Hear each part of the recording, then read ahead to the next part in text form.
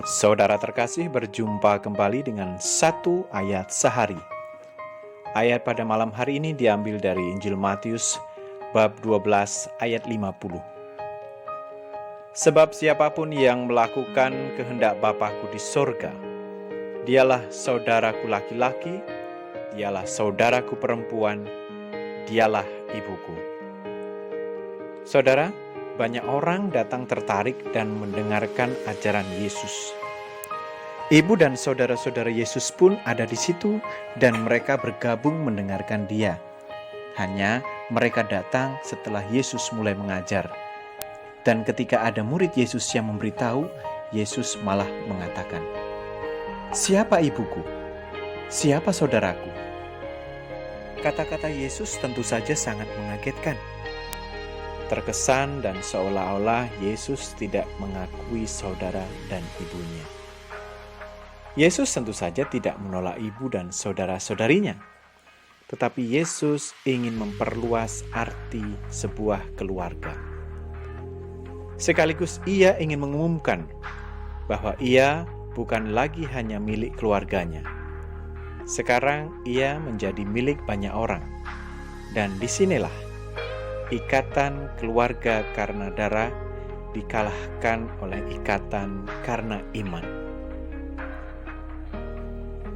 Saudara-saudaraku adalah mereka yang melakukan kehendak Bapa di surga. Begitulah yang disampaikan oleh Tuhan Yesus. Lalu siapa saja mereka yang melaksanakan kehendak Bapa? Dan apakah kehendak Bapa?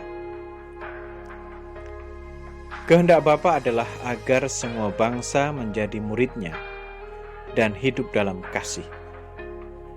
Mereka mungkin saja orang yang patuh pada aturan keagamaan atau bahkan tidak beragama, tetapi mereka mempraktikkan kasih dalam hidup sehari-hari. Tetapi di sisi yang lain, saudara-saudara terkasih, kedudukan kita menjadi lebih istimewa. Karena bukan saja kita menjadi murid-murid Yesus dan mengakui Bapa sebagai Allah kita, tetapi juga karena kita mendapat tugas khusus mewartakan kabar baik ke seluruh dunia lewat perbuatan baik kita dalam hidup yang nyata. Artinya kita tidak hanya menjadi orang yang patuh pada aturan agama, bukan hanya orang yang sekedar mempraktikkan kasih dalam hidup keseharian, tetapi adalah orang yang mengimani Kristus sebagai juru selamat. Dan kita mewartakan Kristus kepada banyak orang. Dalam kesaksian hidup yang nyata, menjadi murid Tuhan Yesus tidak hanya cukup beriman, tetapi harus menjadikan iman menjadi nyata dalam tindakan dan dalam kesaksian hidup kita.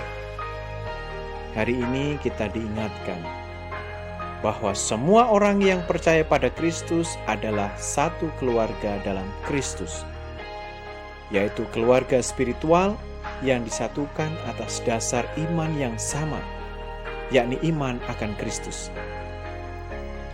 Mereka mungkin bukan keluarga karena ikatan darah, tetapi keluarga baru yang saling meneguhkan dan menguatkan atas dasar iman akan Kristus.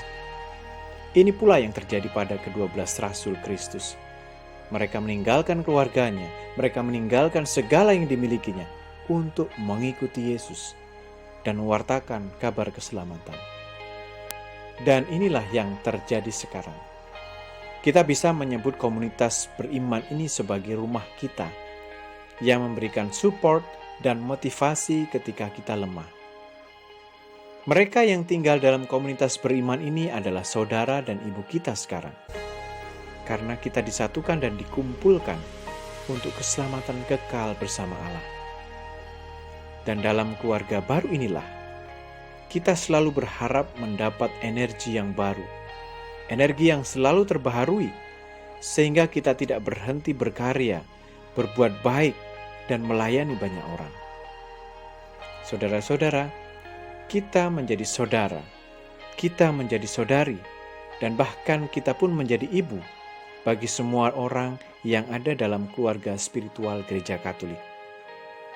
Maka marilah kita terus-menerus tanpa henti menggali sumber air kehidupan dari Kristus, agar kita tetap setia, kuat, kokoh, teguh, dan membangun pengharapan terus-menerus akan kedatangannya untuk kedua kalinya.